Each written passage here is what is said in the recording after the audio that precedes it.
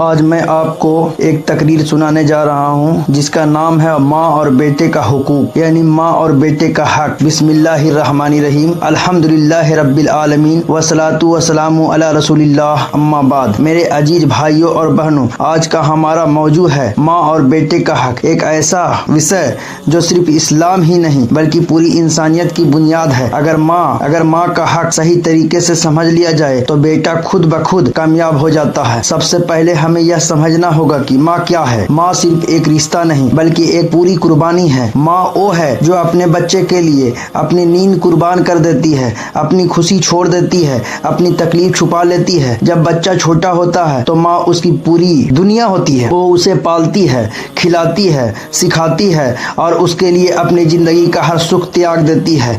इस्लाम ने माँ को इतना ऊंचा मुकाम दिया है कि रसूल पाक सल्लल्लाहु अलैहि वसल्लम ने फरमाया, जन्नत माँ के कदमों के नीचे है। यह कोई छोटा शब्द नहीं है, यह इस बात का सबूत है कि अगर किसी इंसान को जन्नत चाहिए तो उसे सबसे पहले अपनी माँ को राजी करना होगा। अब हम बात करते हैं माँ के बेटे पर हक। बेटे का सबसे पहला फर्ज है कि वह अपनी माँ की इज्जत करे, उससे ऊंची आवाज में बात ना करे, उसके सामने बदतमीजी ना करे।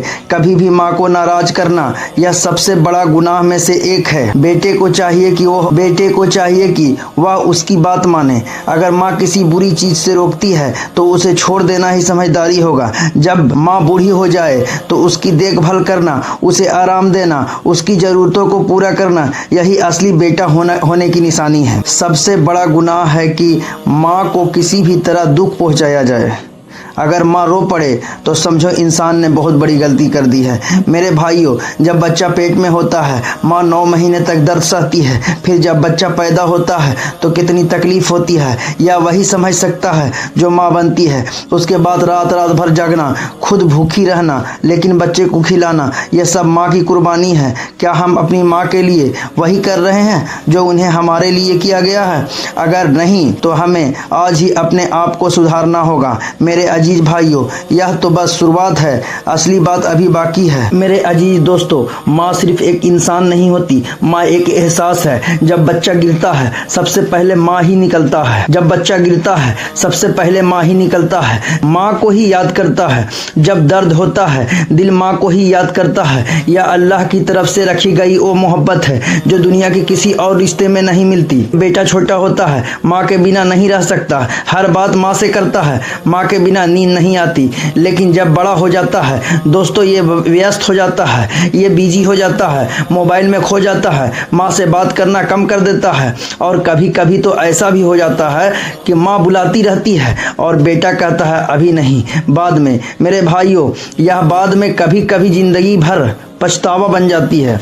एक बेटा अपनी माँ को वृद्धा आश्रम छोड़ जाता है। माँ ने जाते वक्त सिर्फ इतना कहा, बेटा खुश रहना। वक्त गुजर गया, एक दिन खबर आई कि माँ बहुत बीमार है। बेटा भागता हुआ गया, लेकिन तब तक देर हो चुकी थी। मरते वक्त माँ ने कहा, मैंने तुझे कभी बद्दुआ नहीं दी, हमेशा दुआ ही दी है। मेरे भाइयों, यह होती है माँ जो मरते वक्त भी औलाद के लिए दुआ करती है। माँ की दुआ किस्मत बदल देती है, बंद रास्ते खोल देती है, मुश्किलों को आसान कर देती है। माँ की बद्दुआ जिंदगी को तंग कर देती है, सुकून छीन लेती है। इसलिए हमेशा कोशिश करो माँ के दिल से दुआ निकलने की, बद्दुआ निकलने की नहीं। मेरे अजीज भाइयों, सबसे बड़ा इम्तिहान तब आता है जब माँ बूढ़ी हो जाती है। वह बार बार एक ही बात पूछती है, जल्दी समझ नहीं पाती, कमजोर हो जाती है। तब बेटा क्या करता है? अगर वह चिढ़ जाता है तो समझो वह असफल हो गया है। लेकिन अगर वह सब्र करता है, मुस्कुरा कर जवाब देता है, तो यही असली कामयाबी है। अल्लाह ताला फरमाता है,